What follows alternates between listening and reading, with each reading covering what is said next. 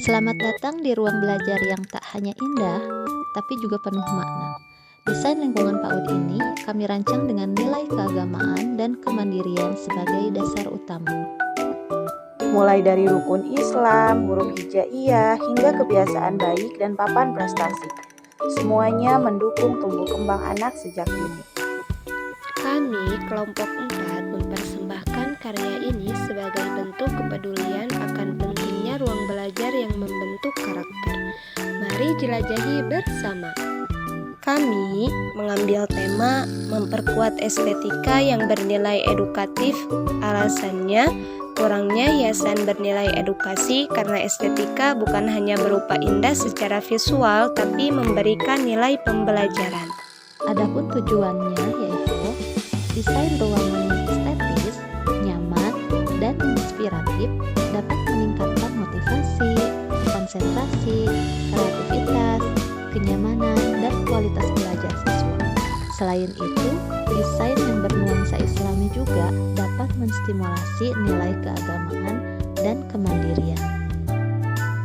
Alat dan bahan yang disediakan ada karton, kertas origami, kertas HVS, kertas Hermes, lem kertas, spanduk, benang wol, solatif, dan spidol. Landasan teorinya, menurut Piaget, anak usia dini berada pada tahap pra-operasional dan belajar lewat pengalaman konkret dan visual, sehingga ruang belajar yang estetis sangat membantu. Vygotsky menekankan pentingnya lingkungan sosial dan ruang yang estetis dapat mendukung interaksi serta pembelajaran kolaboratif. Untuk pembiayaan, kami bekerja sama dengan pemilik lembaga sekolah. Kami menggunakan bahan-bahan yang mudah didapatkan dan terjangkau.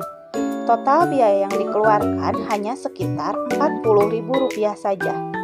Hal ini karena sebagian besar bahan berasal dari sisa-sisa kegiatan pembelajaran sebelumnya di lembaga tersebut. Rancangan desain lingkungan belajar ini mencakup 1. Nilai dan kompetensi yang ditanamkan meliputi nilai-nilai keagamaan, yaitu rukun Islam, rukun iman, dan hadis-hadis pendek. Pembentukan karakter dan kemandirian, yaitu 7 kebiasaan baik, papan prestasi. Literasi awal, yaitu huruf vokal dan huruf hijaiyah, serta pengenalan identitas kelas dan lembaga. 2. Pemetaan dekorasi disesuaikan untuk kelas A, kelas B, dan area luar kelas dengan label pamflet, papan prestasi, dan dekorasi identitas. 3. Desain visual. Gunakan warna hangat, ilustrasi ramah anak, simbol visual menarik, dan font besar serta mudah dibaca. 4. Media visual dibuat sesuai bentuk ruang, sebagian handmade, dan menggunakan hasil cetak serta label identitas kelas.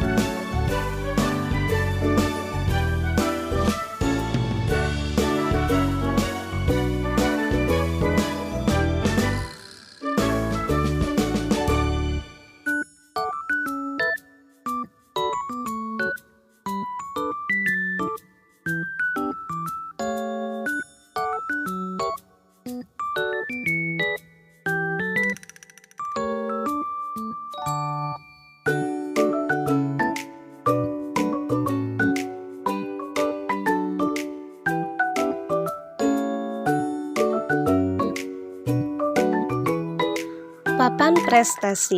Ini adalah papan prestasi yang dibuat dengan desain menarik, yang bertujuan untuk memberikan apresiasi dengan bintang prestasi yang membuat anak semakin semangat terhadap sesuatu yang dikerjakan.